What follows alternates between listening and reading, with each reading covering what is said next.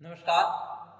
भारत में विभिन्न समितियों और आयोगों में मूल्य शिक्षा विषयक सिफारिशें, यानी भारत में जो विभिन्न जो शिक्षा समितियां बनी उनमें और आयोग बने उनमें उन्होंने मूल्य शिक्षा से संबंधित क्या क्या सिफारिशें की, इसके बारे में हम अध्ययन करेंगे।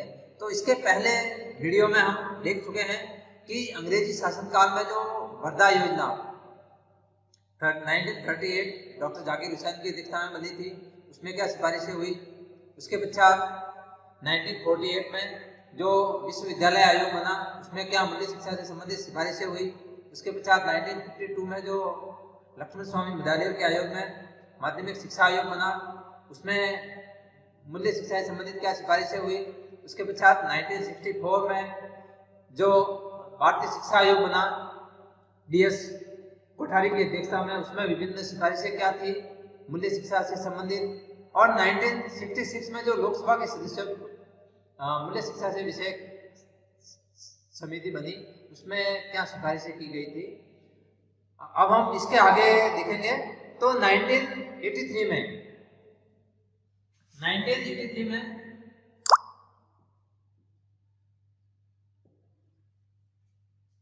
सुप्रसिद्ध दार्शनिक और मूल्य शिक्षा के विशेषज्ञ डॉक्टर किरण जोशी की अध्यक्षता में भारत सरकार ने एक कार्य दल बनाया। डॉक्टर किरण जोशी की अध्यक्षता में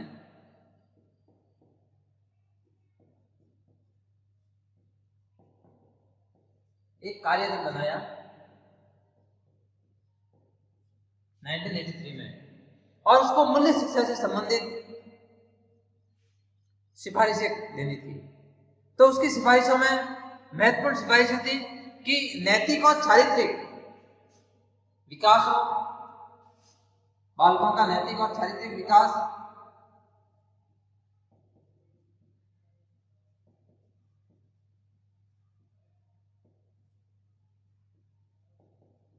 से संबंधित सिफारिशें थी। मानसिक संवेगों पर नियंत्रण किस प्रकार हो, वैसी शिक्षा हो।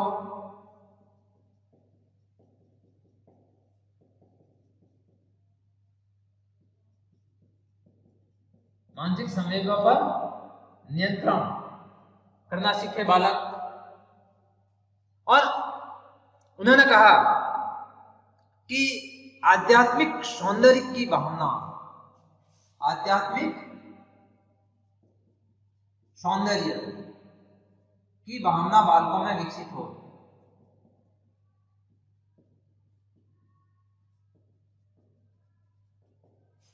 ऐसी शिक्षा होनी चाहिए।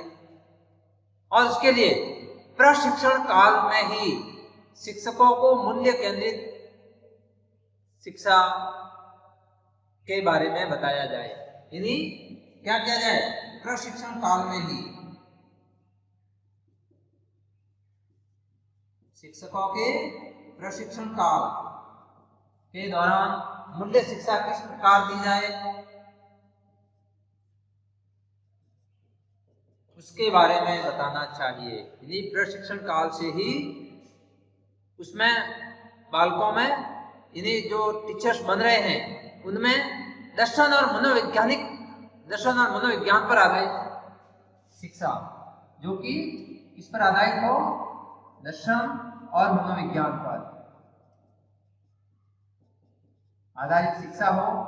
और उसमें मूल्य शिक्षा पर बल दिया जाए, जिससे वो आगे जाकर जब टीचर्स बने तो बालकों को मूल्य शिक्षा दे सके, अच्छी मूल्य शिक्षा दे सके।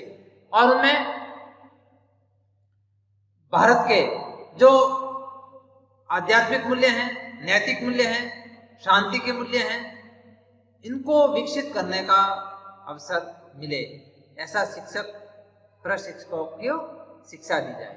शिक्षक प्रशिक्षकों को इस प्रकार की शिक्षा दी जाए जिसमें विभिन्न मूल्यों से संबंधित शिक्षा हो। इसके पश्चात 1986 में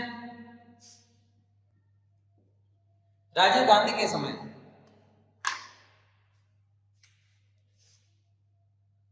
1986 में प्रधानमंत्री कौन थे? राजीव गांधी थे। और उस समय एक शिक्षा नीति का निर्माण हुआ, नई शिक्षा नीति का निर्माण हुआ। और उस शिक्षा नीति में बहुत सी महत्वपूर्ण बातें कही गई, जिसमें मूल्यों से संबंधित सिफारिशें भी थी। और उसमें ये कहा गया कि मानवीय मूल्य और सामाजिक मूल्य पर आधारित शिक्षा, मानवीय और सामाजिक मूल्यों पर आधारित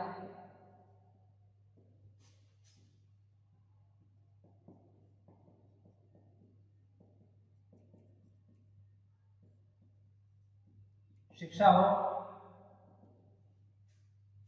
और उसके साथ साथ बालकों में सामाजिक मूल्यों का विकास हो, मानवीय मूल्यों का विकास हो, और राष्ट्र के विकास और विश्व के विकास की जो आवश्यकताएं हैं उसको ध्यान में रखते हुए, राष्ट्र के विकास को ध्यान में रखते हुए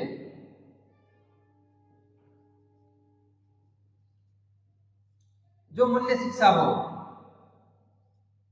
यदि राष्ट्र का विकास किस प्रकार होगा, ऐसी मूल्य शिक्षा दी जाएगी, जिससे अपने साथ साथ राष्ट्र का भी विकास हो। ऐसी शिक्षा दी जाए और राष्ट्र की आवश्यकताओं को ध्यान में रखकर, यदि राष्ट्र में किस प्रकार की आवश्यकताएं हैं, आने वाले समय में किस प्रकार की आवश्यकताएं होगी, उसको ध्यान में रखकर शिक्षा पर बल दिया गया। इस प्रकार से 1986 की शिक्षा नीति में भी मूल्यों पर आधारित शिक्षा पर जोर दिया गया, और इसके पश्चात उसी को 1992 में एनईपी उस शिक्षा नीति को थोड़ा सा चेंज किया गया, उस शिक्षा नीति में चेंजेस किए गए, और उसके लिए प्रोफेसर राम मूर्ति समिति का निर्माण किया गया 1992 में। 1992 में प्रोफेसर राम मूर्ति समिति का निर्माण किया गया, और इस समिति में शिक्षा नीति से संबंधित बहुत सारी सिफारिशें की, जिसमें उनके प्रतिवेदन में कहा गया कि शिक्षा नीति में प्रजातांत्रिक मूल्य हो, मानववादी मूल्य हो, धर्मनिरपेक्षता के मूल्य हो, वैज्ञानिक मूल्य हो, और समाजवादी मूल्य हो, ऐसी शिक्षा दी जाए। शिक्षा से प्रजातांत्रिक विकास हो, प्रजातांत्रिक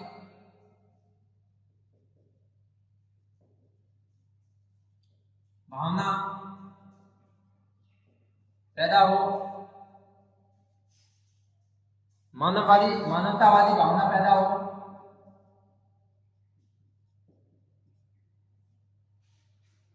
और शिक्षा में इन मूल्यों का समावेश किया जाए। ऐसी शिक्षा हो जिससे विद्यार्थी आगे जाकर अपने सामाजिक जीवन को जिए, अच्छे जीवन को जिए,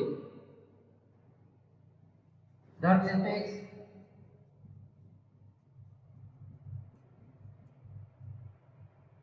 राष्ट्र के विकास से संबंधित वैज्ञानिक और समाजवादी मूल्य,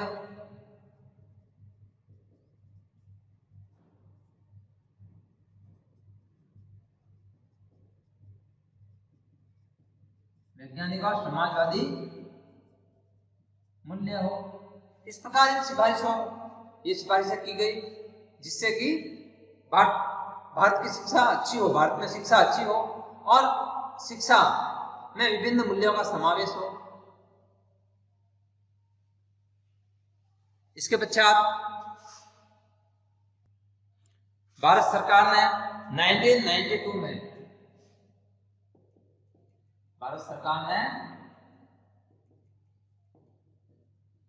1992 में ये कार्य समूह बनाया, जिसमें भारतीय शिक्षा को मूल्य केंद्रित करने का प्रयास किया गया और उसके लिए एक कार्यदल का गठन किया गया।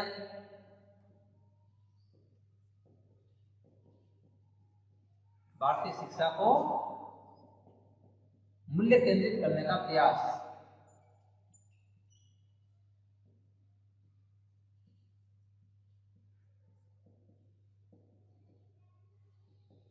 मूल्य केंद्रित करने का प्रयास,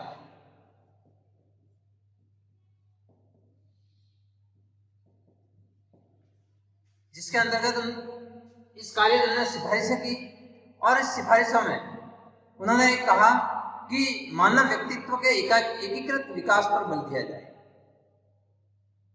मानव विकास के एकीकृत विकास पर बल दिया जाए।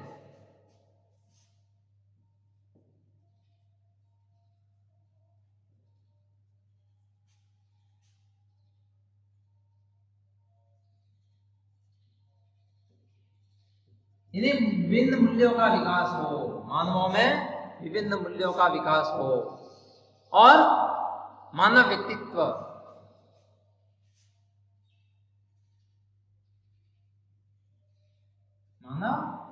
के एकीकृत विकास, यानी उनका मानव मूल्यों का विकास इनमें किस प्रकार हो और सदाचार, धर्मनिरपेक्षता,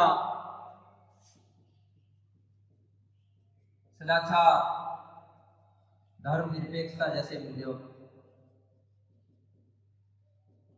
को शिक्षा में शामिल करके उनको, क्योंकि शामिल तो है ये, लेकिन उस पर बल दिया जाए, उस पर बल दिया जाए और विभिन्न कार्यक्रमों के द्वारा विभिन्न ऐसे कार्यक्रम बनाए जाए। इसके लिए क्या है, विद्यालयों में कार्यक्रम चलाए जाए।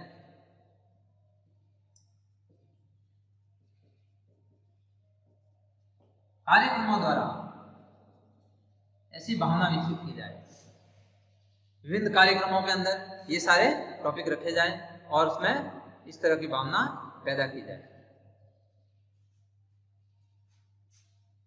यानी 1902 में जो कार्य बनाया था उसने भी मूल्य शिक्षा पर आधारित बहुत सारी सिफारिशें की और कार्यदल का गठन करके और विद्यालयों में कार्यक्रमों द्वारा इन विभिन्न जो मूल्य हैं उनका मूल्यों का विकास करने की सिफारिश की। और इस पर केंद्र सरकार ने भी, जो भी सरकार बनी उन सरकारों ने, विभिन्न सरकारों ने भारतीय शिक्षा में सनातन संस्कृति को लागू करने का प्रयास किया। भारतीय शिक्षा में सनातन संस्कृति को लागू करने का प्रयास किया, यानी उस पर आधारित, उस मूल्यों पर आधारित, प्राचीन मूल्यों पर आधारित शिक्षा और सभी धर्मों की अच्छी बातें उनमें जोड़ने का और मूल्य केंद्र, एक एनसीईआरटी में एक मूल्य शिक्षा केंद्र की स्थापना की गई। एनसीईआरटी में मूल्य केंद्र की स्थापना की गई, मूल्य शिक्षा से संबंधित केंद्र